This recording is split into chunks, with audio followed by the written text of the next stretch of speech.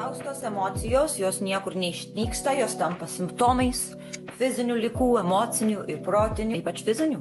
Ir tų spaustų emocijų dauguma iš mūsų vengia, o kūnas kalba, jisai sako tiesą.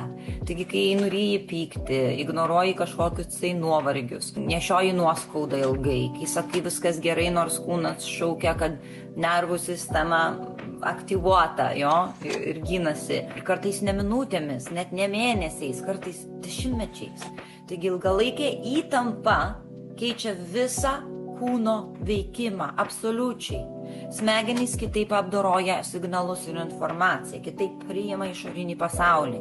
Normalūs pojūčiai tampa grėsmingi, jo, kūnas jaučiasi niekad nesaugus. Emocinis krūvis virsta fiziniu skausmu, imunitetas sutrinka, hormonai persijungia į tą išlikimo, vos išlikimo režimą, jo, virškinimas sulėtėja irgi, mitochondrija perdega, tai va automatiškai energija krenta ir energijos stoga jaučiasi.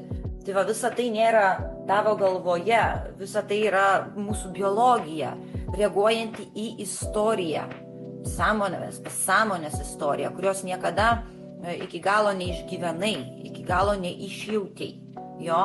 Tai emocinis pasaulis ir fizinis kūnas, jo sveikata, jie nėra atskiriami.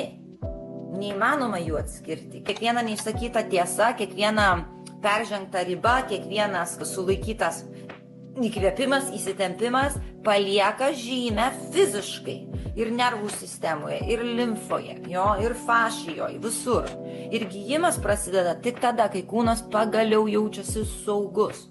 Kai sistema pagaliau išgirsta iš tavęs komandą. Galima viską paleisti, viskas praėjo, vienu žodžiu pavojus praėjo, laisvas.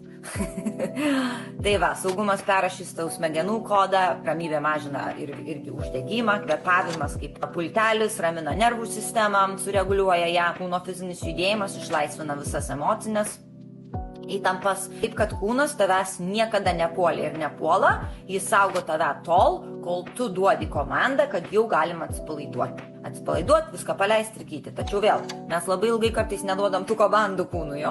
Taigi kūnas nori gyti, jisai žino kaip gyti, suteikiam jam sąlygos. Suteikit kūnui savo sąlygos atsiminti, kaip jisai pats regeneruojasi. Visą tai mes kvantiniam gyvenimo būdo erdvėje ir darome, nervų sistema perreguliuojama, pasąmonė perprogramuojama, mitochondrijos atsistatymas, įsitikinimų, tapatybės perrašymai, emocinių paleidimų, somatinis irgi darbas, kūno proto koherencija, energijų koherencija, harmonija ta prasme.